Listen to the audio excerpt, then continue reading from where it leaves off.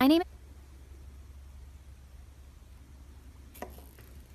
Hi, my name is Tiara, and my story animated will give $1,000 to one lucky person who subscribes in the next 7 days. Tell your friends, your sister, brother, and mom to subscribe now. The first time mom realized that I was really shy was when I was 4 years old and she took me to the amusement park. I was terrified. I just kept my eyes on my shoes and clung onto my mom's hand tight the whole time. You see, I just wasn't used to a lot of people, so I'd completely freak out around strangers. Once, when I was 5, I was busy taking down a cereal box from the shelf of a grocery store, and when I turned around, Mom was gone. I felt panic rise in my chest, and I started running down the aisle. Just then, a strange woman caught my hand. "Hey, pretty girl, are you lost? What's your name?" I stared at her in horror, completely speechless. Just then, I saw Mom running towards me, and I went flying into her arms. The woman turned to Mom. "Oh, I'm so sorry. It must be really hard having a mute child. Does she go to a special school?" Mom snapped at her to mind her own business, and we walked off quickly. But the next evening, when I went down for dinner, I saw a grumpy-looking man at the table, and I froze.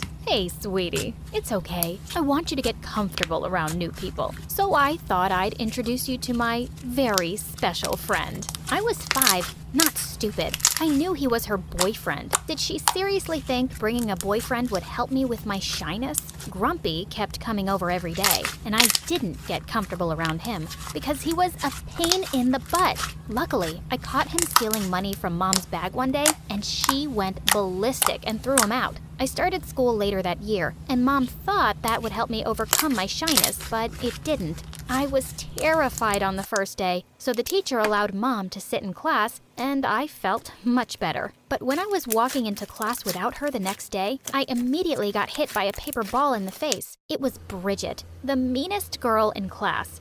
Yo, Mama's girl, who's gonna change your diaper now? The title Mama's Girl stuck for a while, but after some bullying, Bridget and her minions got bored and I became invisible. Even though I had no friends, I didn't hate school because I really loved to learn. So I started spending all my free time in the library. One day, when I was in the 2nd grade, I found a boy my age in my usual spot. I wanted to talk to him, but I felt shy. So I just sat down at the same table and gave him a smile. He smiled back, scribbled something on a notebook, and pushed it towards me. Hi, I'm Ethan. It's nice to meet you. Was he shy like me and couldn't talk to strangers? I thought this note system was way cooler anyway. We exchanged notes all during recess, and it was the best time I'd ever had at school. One day, I followed the boy to his class, and all the kids welcomed me with waves and smiles. Wow, who were these angels? Just then the teacher came in and she started using her hands to make all sorts of signs. It looked so funny I started laughing. That's when she noticed me. "Sweetie,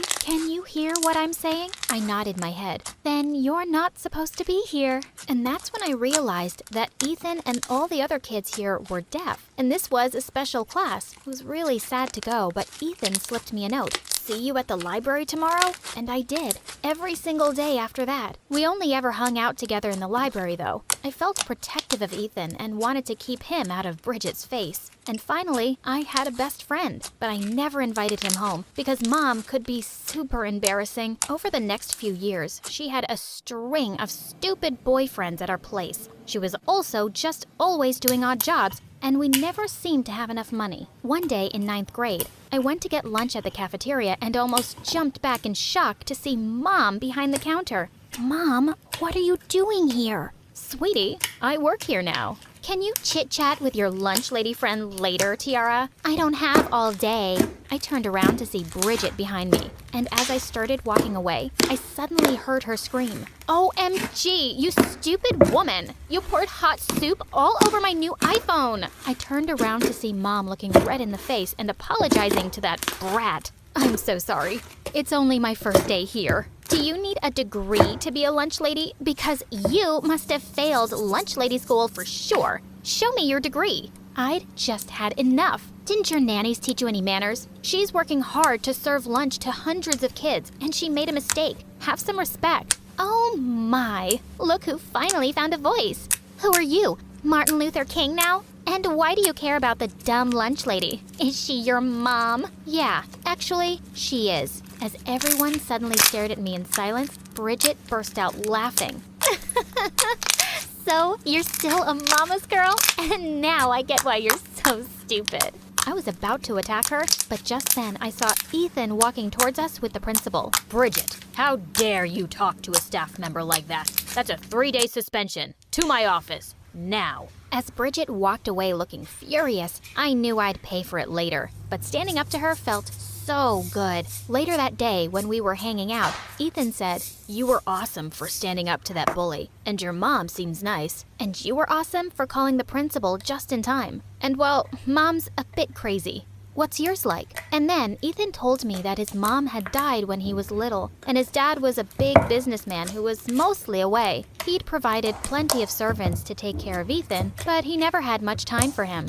Sometimes, I think he must be disappointed to have someone like me as a son. That just broke my heart. I'd been waiting to surprise Ethan with the secret sign language lessons I'd been taking, but I couldn't wait any longer. I'm sure that's not true, Ethan, because you're the loveliest person I've ever met. He stared at me in complete surprise, and suddenly his face broke into a huge smile. Then he pulled me close and kissed me. We started going out, and after a few months, I finally decided to introduce him to Mom. The dinner went well, but when Ethan took the dishes to the kitchen, Mom turned to me. What are you doing with that boy, Tiara? What do you mean, Mom? I mean, look at you. You're smart and beautiful. You could have any guy you want. Why would you choose someone who's deaf? Her words made my blood boil. Mom, would you like it if I was deaf and no one wanted to date me? But you're not deaf. He is. He's not good enough for my perfect girl. Stop saying such awful things, Mom.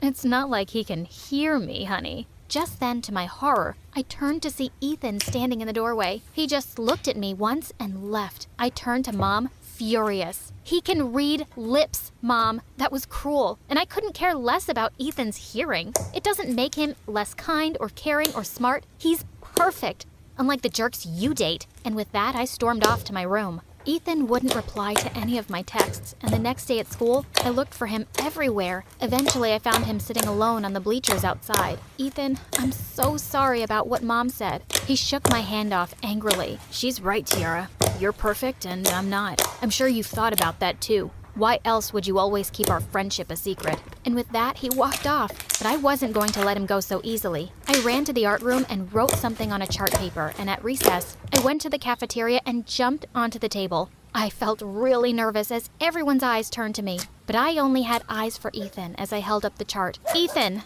I love you more than chocolate.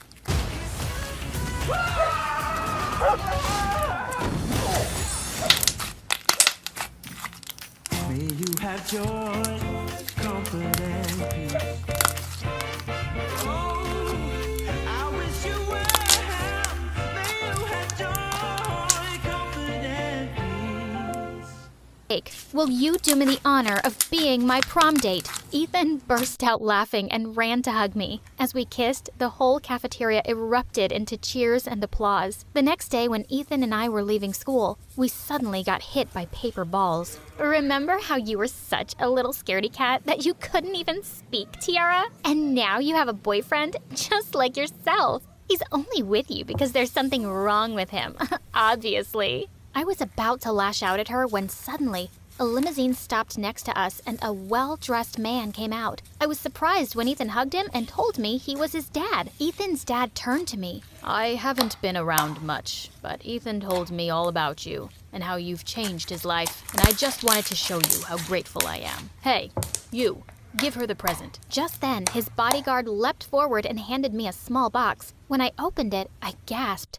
It was a diamond tennis bracelet. I can't accept this, sir. But Ethan's dad wouldn't hear a word and just left. As Ethan clipped the bracelet onto my wrist, I could see Bridget's open-mouthed face turning all shades of green, and that was truly priceless. After that day, Bridget was always trying to get close to Ethan. I'd often catch her trying to talk to him at recess or in the library, where she'd probably never set foot in her life before. On prom day, I was getting asked to dance by lots of guys, and Ethan smiled at me to go ahead. When I stopped to catch my breath and looked around for him, I spotted Bridget cozying up to Ethan. I think you and I would make a really cute couple. Oh, wait, you can't hear me? Let me show you how I feel about you. And with that, she grabbed his face and kissed him. Before I could pull her hair, Ethan had already pushed her aside and he looked really angry. And then Bridget went totally mental on him. Seriously? You're rejecting me?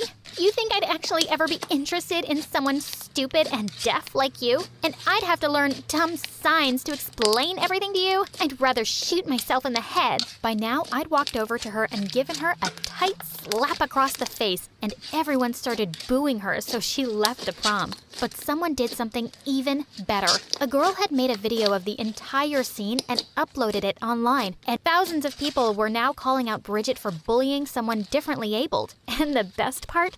She was expelled from school, and a year after graduation, Ethan published a groundbreaking paper that got published in a very prestigious science journal. When it came out, he left a copy for me at the breakfast table. As my eyes fell on the first page, I started to cry, dedicated to my best friend and the love of my life, Tiara, the girl who saw me when I was invisible. And that night when he came home, I had a little scrapbook I'd made waiting for him at the table. When he saw it, his eyes started to well up. Inside the scrapbook was every note we'd ever written to each other. Ever since that first day in the library, I'd saved them all. He turned to me and I went down on one knee. I knew you were someone special from the very first moment I saw you. I want to spend the rest of my life with you, Ethan. Will you marry me? He said yes and made me feel like the luckiest girl in the world. Months later, I invited Mom to the wedding and she did come. And she actually apologized to both me and Ethan. I thought life might be hard for you with a differently abled person, but I was wrong. I'm so happy to see how happy he makes you. And when we signed our vows, Mom almost ruined our perfect moment by crying the loudest. We have 2 lovely kids now who are perfectly fluent in sign language, of course. I hope having Ethan for a dad makes them even more compassionate towards anyone who is differently abled.